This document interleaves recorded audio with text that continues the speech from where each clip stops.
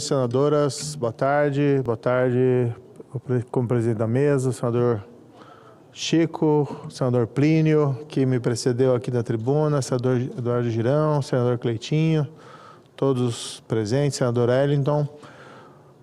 Eu tenho chegado à conclusão que, de fato, o principal problema do Brasil é a corrupção e todos os demais acabam sendo consequentes. E talvez esse terceiro mandato do presidente Lula seja o exemplo mais ilustrativo, porque nos anteriores nós tivemos 2 mega escândalos de corrupção, que foi o caso do Mensalão, julgado pelo Supremo Tribunal Federal, principalmente ali no ano de 2012. Aliás, eu estava trabalhando como juiz auxiliar no Supremo naquela época, e pensávamos que havíamos conhecido o escândalo de corrupção maior da história do Brasil, que era a compra de votos de parlamentares através de verbas canalizadas, quem não se lembra, né, das empresas do Marcos Valério.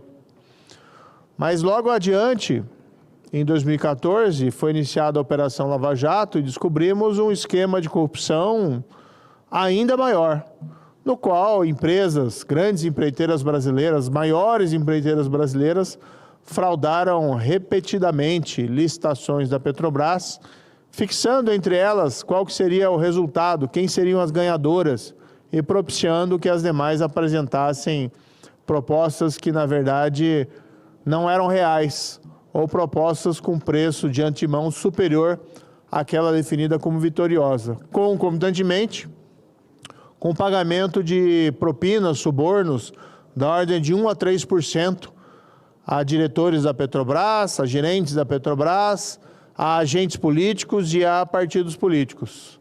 É difícil aqui saber exatamente quanto foi roubado nessa ocasião, mas temos para ilustrar o valor que a Petrobras oficialmente declara que recebeu de volta.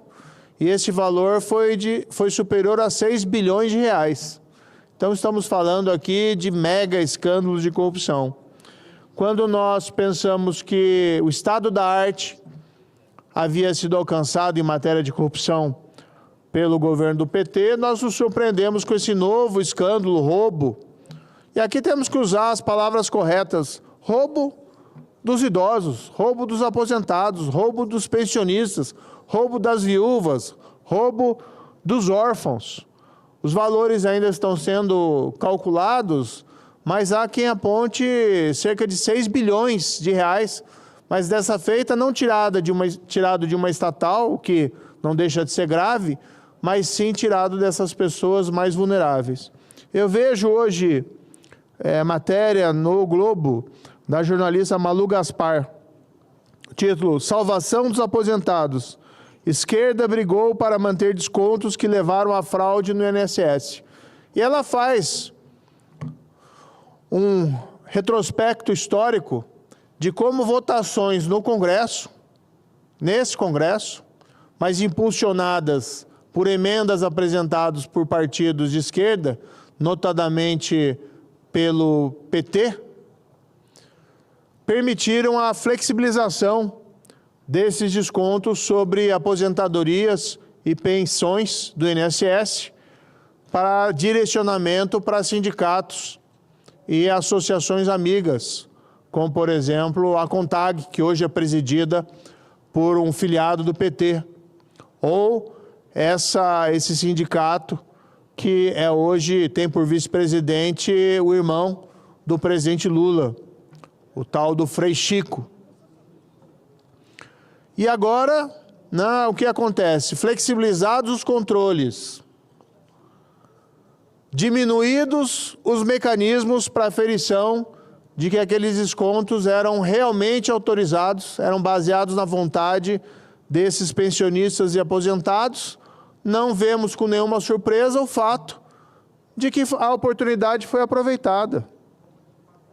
E vilões, inclusive com suspeita da alta cúpula do INSS ter recebido suborno, como foi revelado nessa investigação ainda em curso da CGU e da Polícia Federal, foi aproveitada a oportunidade. Então, se flexibiliza os controles, é natural que isso aconteça. E, paralelamente a essa flexibilização dos controles, nós tivemos aqui o maior desmantelamento do combate à corrupção que aconteceu em qualquer governo.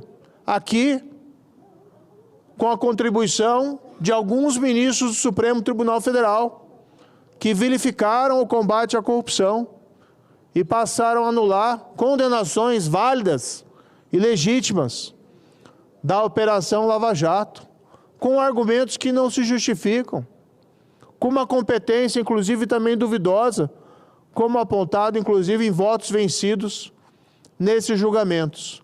E aí o remédio para o desastre, ou melhor, a receita para o desastre,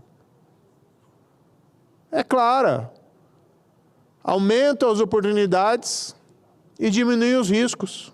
E o resultado é essa farra do roubo das aposentadorias e dos pensionistas. Eu fico imaginando o que nós ainda vamos descobrir até o final desse governo Lula e o que descobriremos em governos futuros sobre o que aconteceu durante esse período histórico. Porque assim como flexibilizaram as regras de desconto sobre aposentadorias e pensões, também uma primeira ação desse governo foi flexibilizar a lei das estatais, as exigências técnicas e as regras que dispunham sobre conflitos de interesse para ocupar cargos de direção ou em conselhos em estatais. Tudo isso fez o atual governo para que pudesse indicar, sem os óbices legais, os seus amigos, a companheirada, pessoas muitas vezes sem a qualificação necessária e repletas de conflitos de interesse para cargos estratégicos nas estatais. Creio que ainda estamos vendo apenas o cume do iceberg. Ainda levará anos, como foi a própria Lava Jato, foi em 2014, que ela começou já sobre um outro governo e descobriu fatos que vinham desde lá do início do governo Lula, 2004, 2005.